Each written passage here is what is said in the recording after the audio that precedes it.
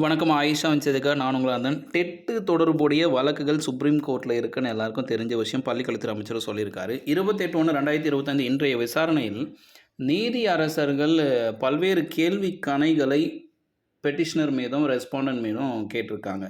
அதன் பிறகு என்சிடி அதனுடைய வழிமுறைகளும் மிக தெளிவாக மீண்டும் ஒரு தடவை குறிப்பிட்டிருக்காங்க. இதில் நம்முடைய தமிழகத்தை சார்ந்து சென்ற வழக்கறிஞர், அரசு தரப்பு வழக்கறிஞர் பார்த்தீங்கன்னா, கவர்மெண்ட் ஸ்கூல் ஹெட்மாஸ்டர் ப்ரொமோஷன் இந்த வழக்கால், இந்த தடையால் வந்து பெரிய அளவில் பாதிக்கப்பட்டிருக்காங்க.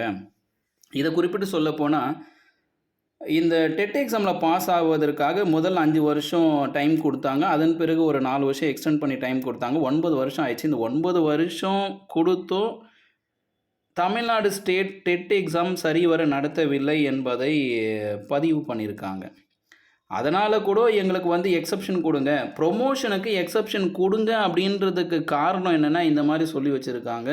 நீங்கள் வேணால் வழக்கு விசாரணையோட லாஸ்ட்டு ஒரு 20 மினிட்ஸ் ரெக்கார்டிங் இந்த வீடியோவில் இருக்கும். இந்த வீடியோ டிஸ்கிரிப்ஷனில் தரம் போய் கேட்டு பாருங்கள். நடுவில் கிளியராக கொடுத்துருப்பாங்க.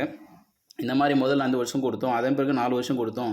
டெட்டு பாஸ் பண்ணுறதுக்கு ஒட்டுமொத்தமாக 9 வருஷம் டைம் கொடுக்குற மாதிரி இருந்தது.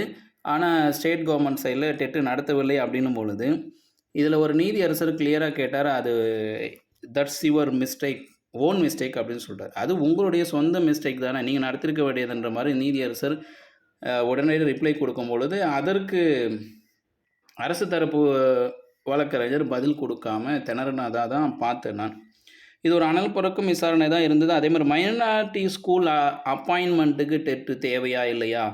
ஆரம்பத்தில் டெட்டை வந்து வேணான்னு சொல்லிட்டீங்க, இப்போ வந்து டெட்டு வேணுன்றீங்க மைனாரிட்டி ஸ்கூலில் அப்படின்னு சொல்லிட்டு, இந்த மாதிரி பல்வேறு கேள்விகள். அது எல்லாமே வந்து இந்த நம்முடைய கன்னித்தீவில் சிந்து பாத்துக்கும் மூசாக்கும் சண்டை நடக்கும் பார்த்தீங்களா? அந்த மாதிரி இன்றைக்கி நடந்தது. கன்னித்தீவில் இருக்கிற அந்த மூசா கிட்ட சிந்து பாத் சண்டை போடுவார். அந்த மாதிரி தான் இன்றைக்கி அனல் பறக்கும் விசாரணை இருந்தது. இதோட முழுமையான தகவல் தெரியணுன்றதுன்னா, அவங்களுக்கு இந்த விசாரணையோட ஒரு 20 நிமிஷம் ரெக்கார்டிங் இருக்குது, ஆடியோ.